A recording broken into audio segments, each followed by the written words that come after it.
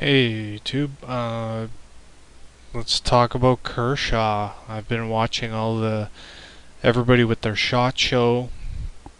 Saw the Kershaw booth, and Kershaw's been one of the most aggressive companies when it comes to new knife designs last year and this year, and so I want to kind of go through it. And I swore off buying new knives, but not unfortunately, I just am going to be buying, at least $200 worth of Kershaws within when they start coming out, because what they're doing is kind of insane here.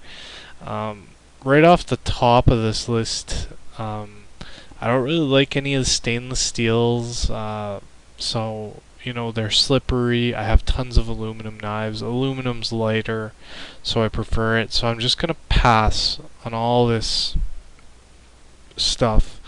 Thermite's a cool knife, but it's heavy, and I typically don't. I like to carry knives between 3 to 4 ounces, sometimes lighter than 3 ounces, depending. So I'm just gonna move on down and show you what's super cool. What is super cool is these Emerson crossovers here. Kershaw and Emerson are doing some crazy crossover, and so you don't, like, these are lower quality Emersons, not design wise, but primarily like steel wise. And this, I'm showing you this right here because this is, I never really been interested in Emersons because they're a little bit big and bulky, and I don't have the weight on this one, but this actually looks like a thinner version of an Emerson, and it might come in to a weight zone that I'm comfortable with. Plus I like the shape. It's got a wave and it looks super cool, so I will be picking up this knife specifically. And yeah, I am a budget knife guy for the most part. You will see me when I do post my collection. You're gonna see me. I'll have a couple, over $100, $125, $130 knives, but I don't have anything that's like Sabenza expensive. So Kershaw, they produce some of the highest quality knives for the price. Like, I never get lockup issues. Typically, never get lockup issues with my Kershaws. They're all built like high quality blades, and the price is always acceptable when you're looking at Kershaw. ZT is a whole nother story, but the materials in ZT are always at another level of, they always have premium steels and stuff, and you pay for that. A lot of Kershaws, not a lot, some Kershaws are made in the USA, some are made in China. Anything in this $50 price range, that's MSRPs. It's going to be made in China, and if you're not into that, you're not into that. Me personally, it doesn't matter. I don't really care, but CQC1K is a yes for me. The rest of the Emersons are kind of, they look a little bit bulkier. The 4K looks kind of on the thinner side, but I'm just going to start with that. And if I feel a desire to get any more of these Emersons, maybe I'll do that. The Thistle I'm on the fence with right now. I'm not 100% sure if I'm going to go for it. I think it's cool to have that big ass button as your disengage mechanism, but you might be able to depress that with your hand if you squeeze it tightly. I love the blade shape on the Thistle. Kind of looks like a 770, the ZT 770 blade shape. A little bit of a sheep foot there. That's on my buy list as well. I'm going to have to say yes to that. And this is coming from a guy who is going to buy nothing, because I have a lot of knives, and the knives I have I really like, and then all of a sudden they produce these colored shuffles. And I already own a shuffle, and I love the shuffle because it's this little utility blade that doesn't freak anyone out, and it's got all this stuff on it, bottle cap opener, screwdriver. As a pry, it's so small you could drop a little lanyard on there, and it's not already taking up a giant portion of your pocket. So I might be grabbing 1, 2, and 3. So this is somewhere, I have no idea what I'm going to be spending here. This is going to be like 30.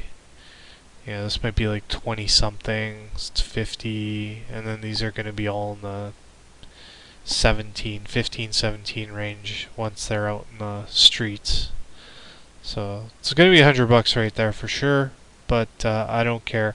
And then let's talk more expensive ones. They frickin' came out with this. This is shouldn't swear on YouTube, but this thing drives me nuts. I already have a Knockout, and Olive and Black is sick. It's sick, and I love it. I love the way it looks, and I'm buying it.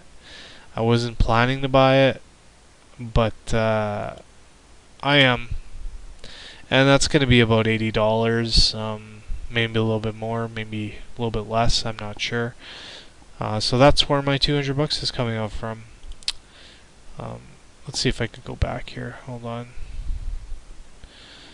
All the other knives, I'm just not a fan of some knives because of their shape and their look. These leeks and scallions, that's just not my thing. I don't really. This black chive is pretty sweet, but yeah, I just don't like the overall look. Now, just a comment on the olive blur. That's interesting, and I think you get better steel than the Knockout, but the Knockout's design is the best. Oh, this is the same Sandvik. So it wasn't the blur, it was this guy, the Camber. This guy has the S30V at a really good price. This is street price is gonna be closer to $100, and then you get this like S30V blade. So it's really fighting me budget wise. I'm like, do I wanna get this super high quality steel, or do I get another Knockout? Or do I sell my original non-olive and black Knockout? Maybe, I don't know. But right off the gate, as soon as they're released, we're going one. Oh, can I justify a bunch more shuffles? Probably white shuffle for sure. Thistle maybe. I don't know. We'll see how I'm budget-wise I'm doing, but yeah, for sure the CQC, for sure. That's one. Probably 2, 3. I like the pink. My wife will steal it. 4, 5, just for collectors, and 6. So there you go, guys. Which Kershaws are you gonna get? And why? So there's the original Knockout. It's an awesome design. It just looks cool, and it is cool. So anyways, take care.